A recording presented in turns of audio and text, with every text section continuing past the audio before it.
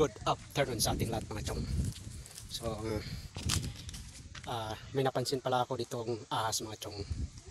Kaya ito bibidyohan natin. So sa tirik ng araw ngayon. So ganitong araw kasi lumalabas yung mga ahas kasi sa sobrang init. So tara, tingnan natin kung andito pa ba yung ahas na nakita natin kanina. Ayun, dito yan.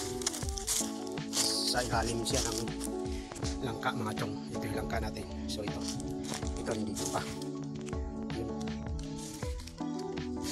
Yun mga chong, maliit lang naman siya. Yun, pumasok yung ano niya pala dito mga chong, yung ulo niya. Tingnan natin. Oh. Yun. Sabit pa.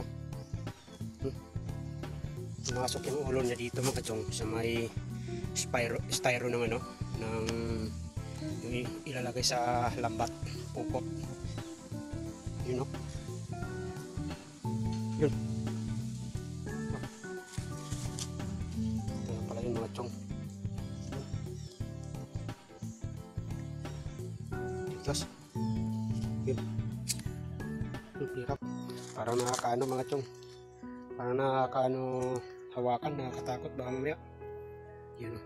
Pumasok yung ulo niya rito. Dito. Okay. Nakakatakot baka mamaya ano.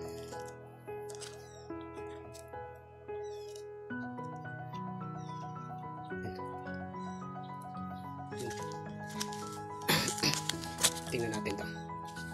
Yan.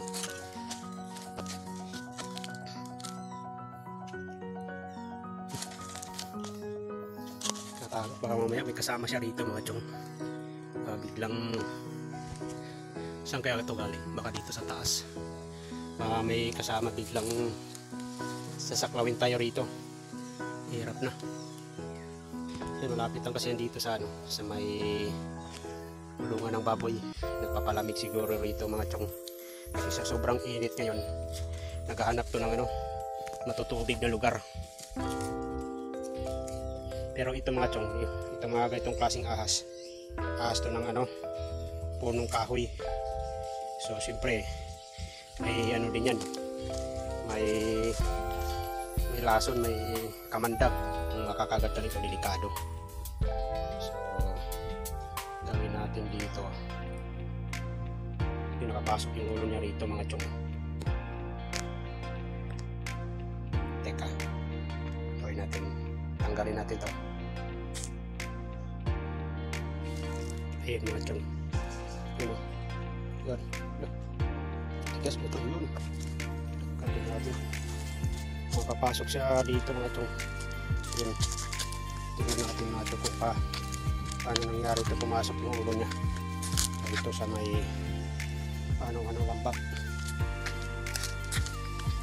Ayun pala mga chong. Ano na siya o.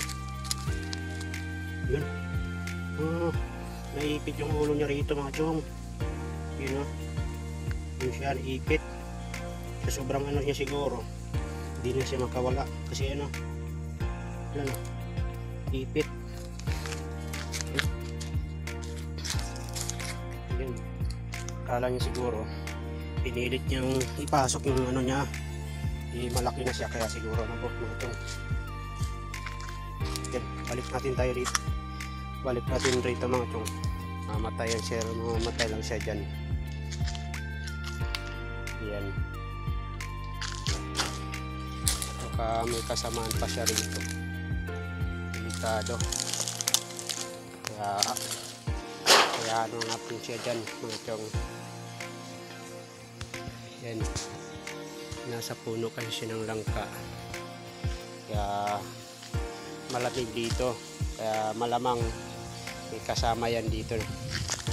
Nakatira lang sa ilalim ng mga gulong ito. Kaya delikado pala pag marami kang nakatambak, lalo pag malapit lang sa bahay. Kaya ayun. So next video ulit mga chong.